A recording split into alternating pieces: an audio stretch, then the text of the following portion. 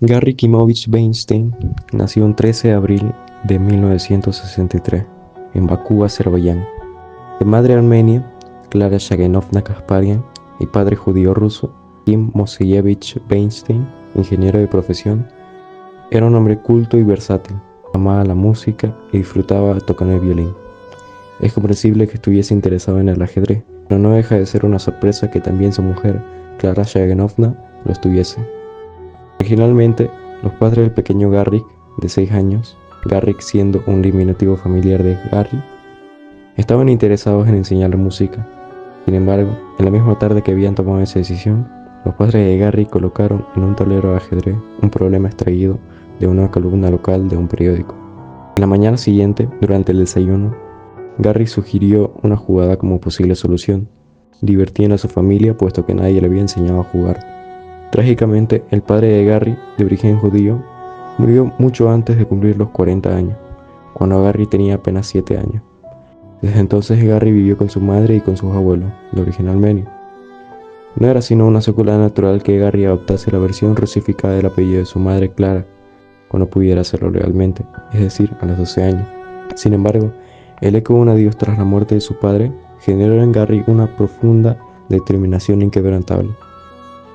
Cuando de la mano de uno de sus vecinos de séptimo grado, Rostik Korunsky, introdujese al círculo de ajedrez del movimiento de jóvenes pioneros de Bakú. Ya en el centro de los jóvenes pioneros, el primer entrenador de Garry fue Oleg Priborotsky, quien tras unas cuantas lecciones ya se pronunciaba así. Desconozco si en otras ciudades cuentan con principiantes similares, pero desde luego que en Bakú no hay ninguno como él. En el ajedrez, a Garry le interesaban los remates espectaculares. No mucho después caería bajo el encanto de las dinámicas partidas de Alexander Alekhine, que iban a ejercer una duradera influencia sobre su ajedrez y su estilo de juego en él. Más tarde, desarrolló también una preferencia por las partidas de Boris Spassky, un jugador reconocido de estilo universal.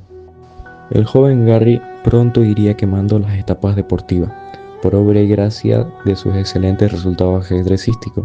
Desde la cuarta etapa, con unos 1450 de elo, empezaría su ascenso meteórico pasando por la tercera categoría, de unos 1600 de elo, la segunda categoría, con unos 1800, hasta llegar a la primera categoría, de unos 2000 de elo. En este momento es cuando se le distinguió con un breve párrafo dedicado a él en el periódico local, a tan solo los 9 años de edad. En junio de 1973, Garry no perdió ninguna partida en el campeonato juvenil por equipos que tuvo lugar en Vilnius. Enfrentándose a candidatos a maestro, el niño de 10 años arrasaría con sus rivales sin importar de que fueran mayores que él. Entre los entrenadores asistentes al evento se hallaba Alexander Nikitin. Se prestó particular atención al juego de Garry.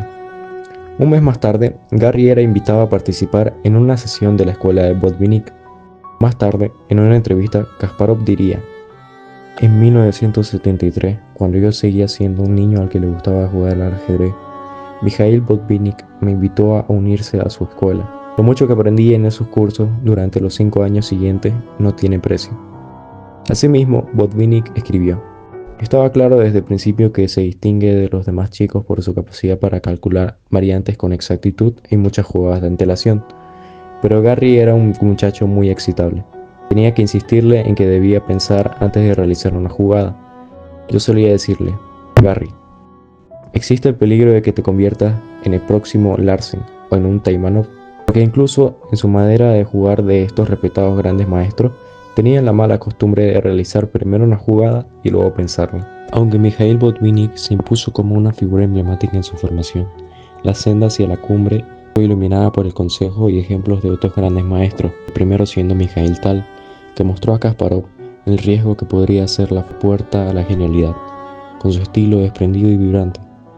Tal enseñó al joven a no tener miedo a la incertidumbre, a atreverse a sacrificar las piezas en aras de una ofensiva imparable. Su forma de jugar era como una danza apasionada, y esa libertad creativa se convirtió en uno de los pilares que moldearon el carácter estratégico de Kasparov. El siguiente siendo Alexander Kotov, que a través de sus escritos y consejos le regaló a Kasparov una metodología para ordenar sus pensamientos en fragor de la batalla. Su obra, Pensar como un gran maestro, fue más que un manual técnico. Era un recordatorio de que incluso la mente más agitada puede hallar la calma en la estructura del análisis riguroso, ayudándolo a sobreponerse al temido síndrome de Kotov. Y el siguiente y último de estos grandes maestros fue Efim Geller, que se presentó como el agudo observador, el mentor que resaltó la importancia de cada detalle. Con él, Kasparov aprendió a prever las consecuencias de cada movimiento, por más pequeño que fuera, a valorar incluso el más sutil sacrificio como pieza esencial para el gran mosaico del juego. En este entorno, en el crisol de la escuela soviética, convivió con muchos otros talentos, cada uno aportando una chispa distinta que, en conjunto, forjaba un carácter inquebrantable. Así, entre consejos de sabios y exigencias incesantes, el joven prodigio comprendió que la verdadera maestría se construye con la humildad de aprender y el coraje de arriesgarse. Ya en 1984, y tras ganar el torneo de candidatos, un adulto Kasparov de 21 años se enfrenta al mayor reto de su carrera hasta ahora, el muro que aún no ha podido sobrepasar. Un Anatoly Karpov de 33 años, que busca establecer su dominio sosteniendo la corona del campeonato mundial por una década, desde aquel match no disputado ante la desaparición de la leyenda de Bobby Fischer. El enfrentamiento con Anatoly Karpov no solo fue un choque de estrategia, sino también la encarnación de una idea. Cada partida era la confesión silenciosa del sacrificio que Kasparov había realizado. Noches de estudio, el alejamiento de momentos cotidianos y el peso de expectativas sobre sus hombros.